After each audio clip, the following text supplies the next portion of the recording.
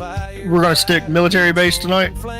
Teacher in a class calling every kid by All right. name. And don't forget the hands that clean, the ones who work behind the scene. Trash gets picked, lights stay on because of folks that just push on.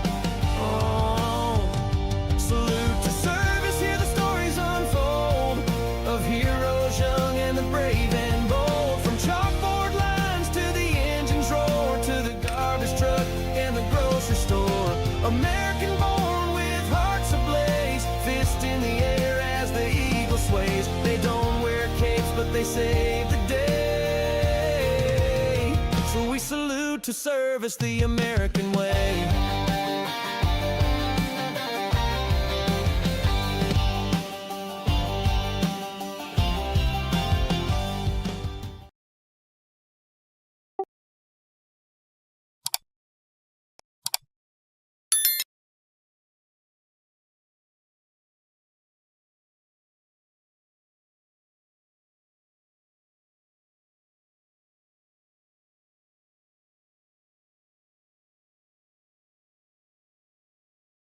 He don't camp, he glamps.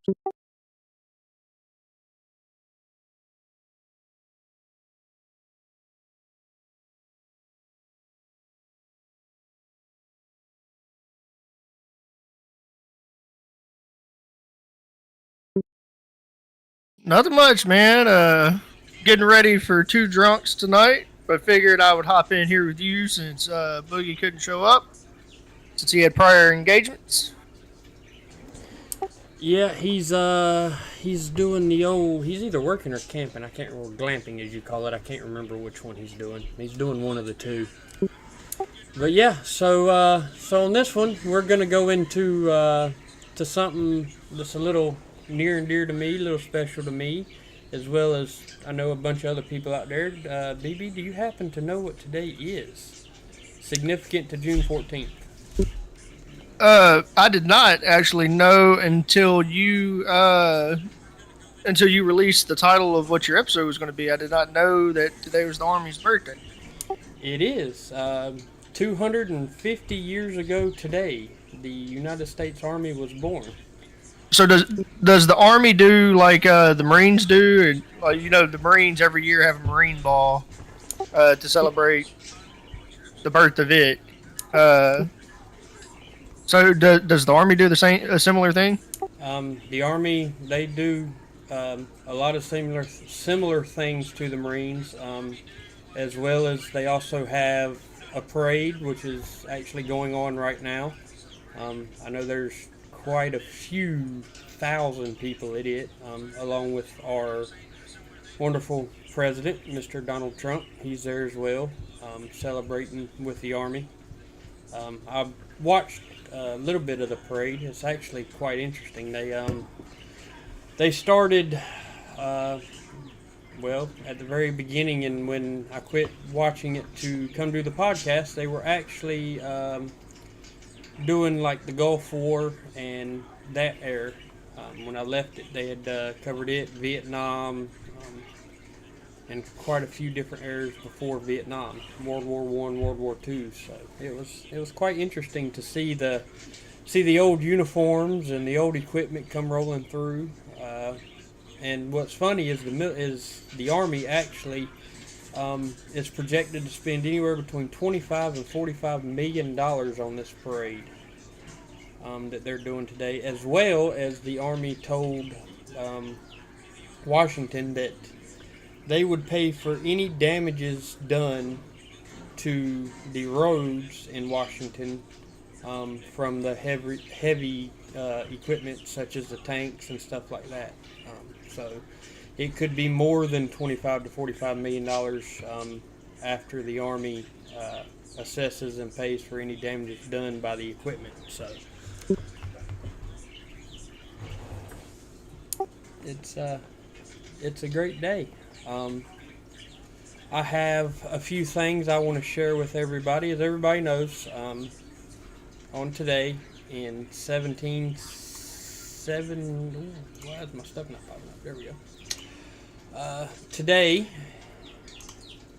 in 1775, the Army was America's first national institution.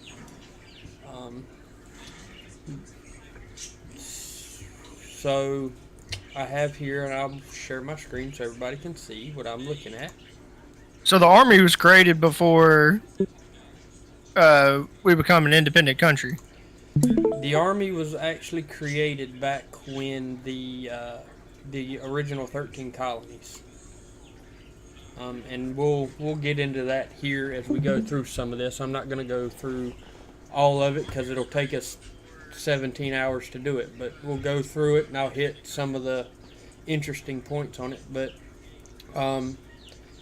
its official establishment was June 14th of 1775, more than a year before the Declaration of Independence. The U.S. Army has played a vital role in growth and development of the American nation, drawing on both long-standing militia traditions and recently introduced professional standards. It won the new republic's independence in an arduous 8-year struggle against Great Britain. At times, the Army provided the lone symbol of nationhood around which patriots rallied.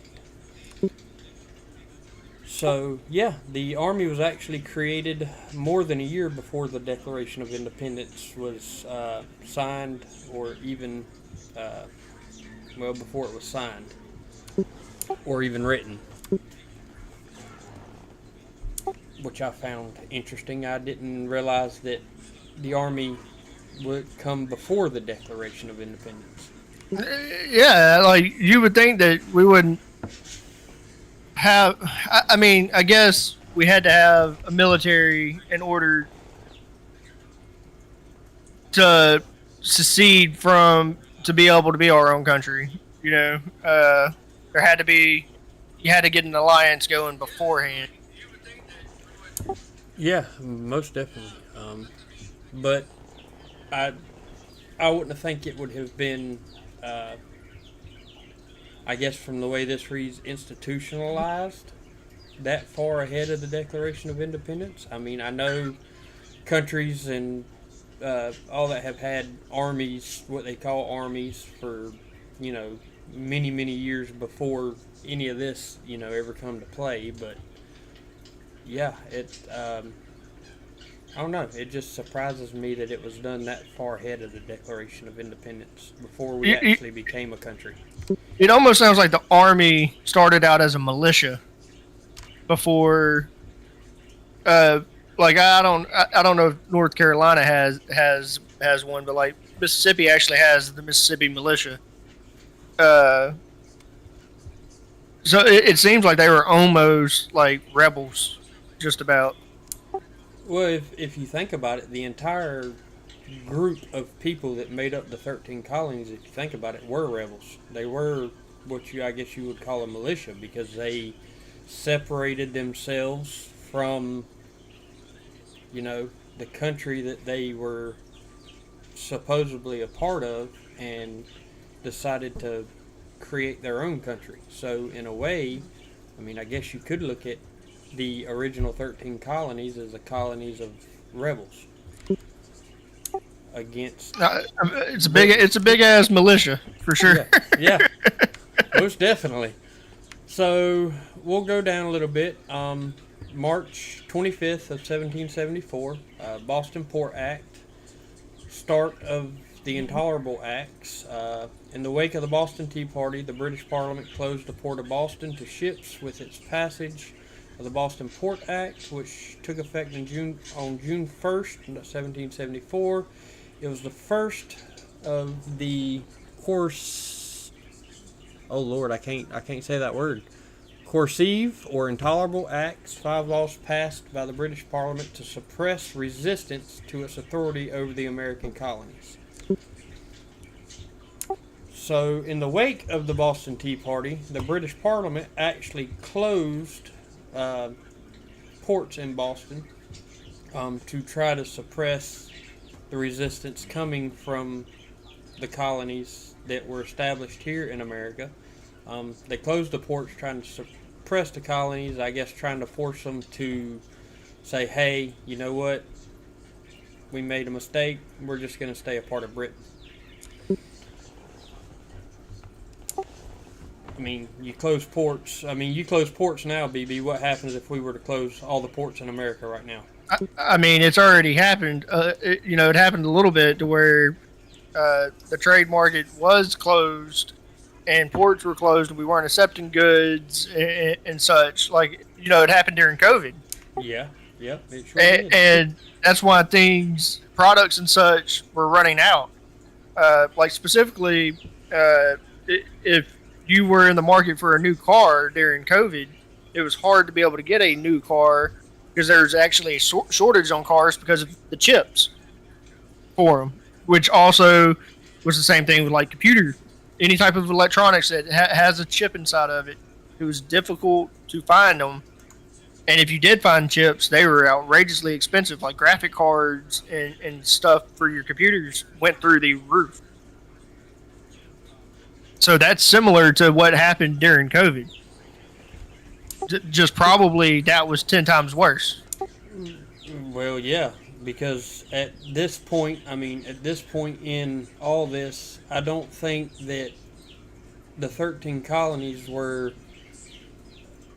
I think a lot of their stuff they banked on it coming over on ships into the ports so that they could have what they needed. That's what I was fixing to say. The difference between them and us is the things we were getting that we were lacking weren't really necessities. Probably 100% of what was coming on their ships to those ports were necessities. So we go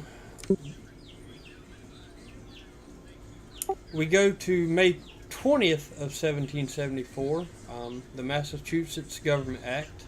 The second act, the Massachusetts Government Act of May 20th, 1774, stripped the colony of its sovereignness. Lord, I can't pronounce these words. Many throughout sovereignty. Sovereignty. Many throughout the 13 colonies viewed this act as the most egregious of the intolerable acts and feared the British might impose similar laws on each of the rest of the colonies. Tensions heightened when Lieutenant General Thomas Gage, the Commander-in-Chief of British forces in North America and Royal Governor of the Massachusetts Bay Colony, invoked the new law on October 1774 and dissolved the provincial assembly. In response, colonists formed their own alternative government, the Massachusetts Provincial Congress. Provincial. Which controlled the entire colony outside of Boston and prepared for a possible military confrontation with the forces that occupied the capital. So again, if you look back at this and look further forward into our history, you kind of got history almost going to repeat itself here, because this to me almost seems like the colonies were preparing for what I guess you could consider a civil war within the 13 colonies, the people against the government, or the people against the ruling party of the 13 colonies in a way. So in my mind, this is almost coming from this, history repeats itself again in the Civil War. What are your thoughts on that, BB?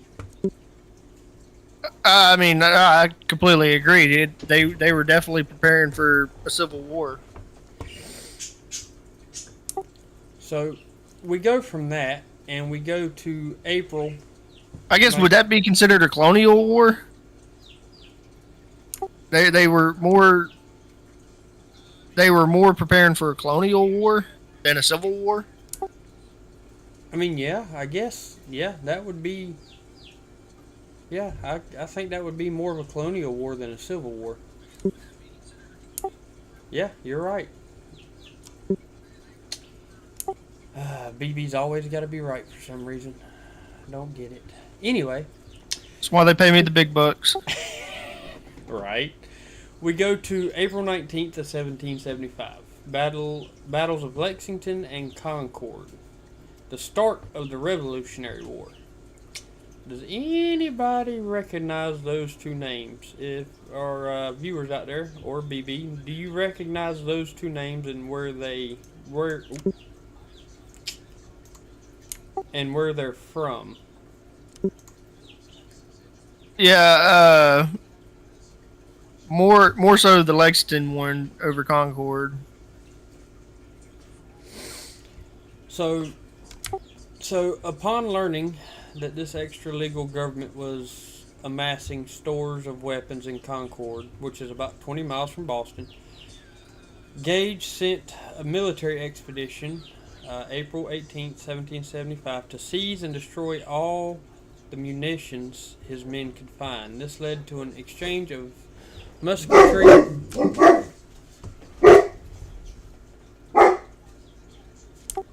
This led to an exchange of musketry between local militia and British troops at the Village Green in Lexington and the Old North Bridge in Concord.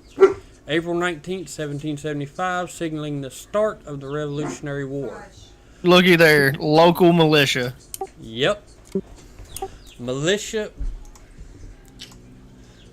units and other volunteers from Massachusetts and other New England colonies quickly converged on Cambridge. They formed what became known as the New England Army of Observation and put the British forces posted at Boston under siege. For the time being, the rebellion was a regional affair. There's that other word that we talked about. Yep, rebellion. So these are just kind of a couple maps showing, the route, the British route to Concord, and then the British return as well as British reinforcements, where they started, where they came from. You would have thought they would have taken that little river right there, went around, and, that little river that doesn't show a red path. Yep. You would think that Like you would have thought they would have sent some type of troops that direction. But in this time frame, you look back at the ships they were using at this point. Other than rowboats, do you think they had a ship that could possibly even maneuver these rivers?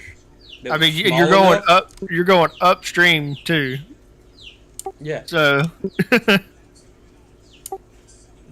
But other than rowboats, I mean, I'd have to do a little bit of research on it, but I don't think they would have had a large, what we would consider then a large ship that could make it up these rivers, because they didn't have, the technology that all of our military ships have on them now to be able to, navigate stuff like that. Would have been a long trek in a rowboat. Well, yeah. I mean, just look at the route they took. I mean, imagine having to ride a horse or march that track from Boston to Lexington, and then from Lexington to Concord. I mean, that had to take days. I mean, that was probably weeks. Yeah, I mean, even weeks just to get from Boston to Lexington. So, we're not going to cover that. And then here we are. June 14th, 1775, establishment of the Continental Army. On June 14th, 1775, the Continental Congress passed the following resolution.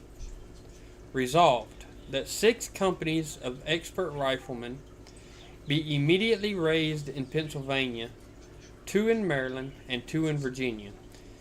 That each company, as soon as completed, shall march and join the army near Boston, to be there employed as light infantry under the command of the chief officer in the army. With this resolution, the Continental Congress adopted the New England Army of Observation, making it a Continental Army. Continental. Continental Army. And united colonial fighting forces that could represent all 13 colonies with the addition of the troops from the 3 middle colonies. The Continental Army thus became America's first national institution. So, it started with Pennsylvania, 2 companies in Maryland, and 2 companies in Virginia. Is where it started on June 14th in 1775. And it also added in troops from the 3 middle colonies, which made up the don't want to give away the next part, which made up the what is here the Continental Army at the time. So, to start off with, it was called the Continental Army. Folks out there, just so you know, it has not always been called the United States Army, because as I learned, I don't know about BB, but as I learned, the Army come to be before the Declaration of Independence was, I guess you could say, adopted or signed or adopted. So, therefore, we weren't the United States at that point. It was still the 13 colonies. So, they called it the Continental Army instead of what's now known as the United States Army. And then we get down to June 15th in 1775. And we get to the selection of George Washington as Commander-in-Chief. The next step was to select a Commander-in-Chief. George Washington of Virginia was the favored choice because of his celebrated military record and the hope that a leader from Virginia could further unite the colonies. Congress unanimously voted on the measure, and the next day presented Washington his commission. It read in part, "We, reposing special trust and confidence in your patriotism, valor, conduct, and fidelity, do by these presents constitute and appoint you to be the General and Commander-in-Chief of the Army of the United Colonies, and of all the forces now raised or to be raised by them, and of all others who shall voluntarily offer their service and join the said army for the defense of American liberty and for repelling every hostile invasion thereof. And you are hereby vested with full power and authority to act as you shall think for the good and welfare of the service." Thus, the Continental Congress commissioned George Washington as Commander-in-Chief of the Continental Army, June 19th, 1775. There you have it, folks. Could you imagine if we were still called the United Colonies? It has a ring, but not quite the same ring. Like, I feel like if we were the United Colonies, California would already, it would be its own little thing. Yeah, it'd be its own country. Wouldn't have to worry about it being part of the United States. Yeah, it'd be its own country. So, George Washington.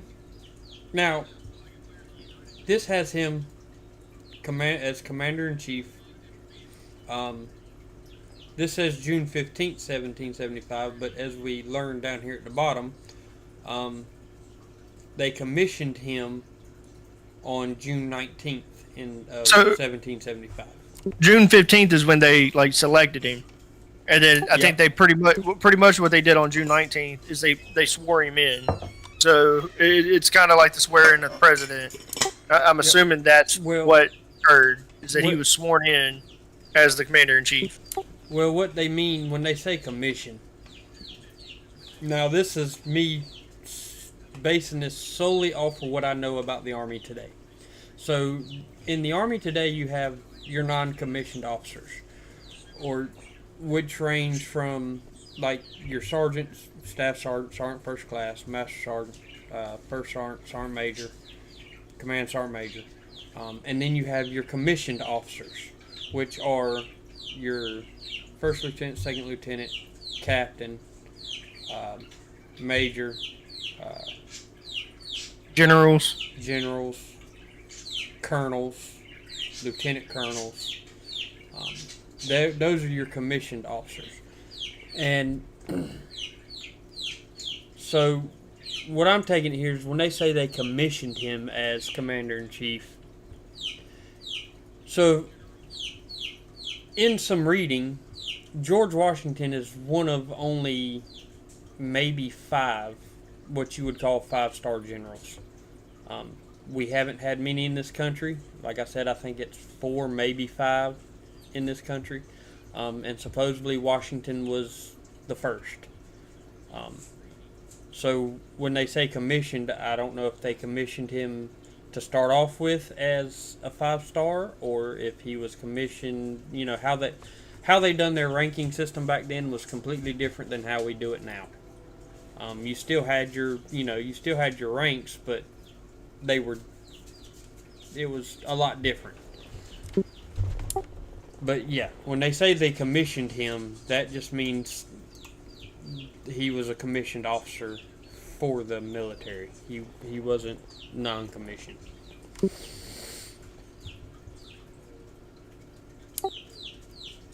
And then we go down to, there it is, July 4th, 1776.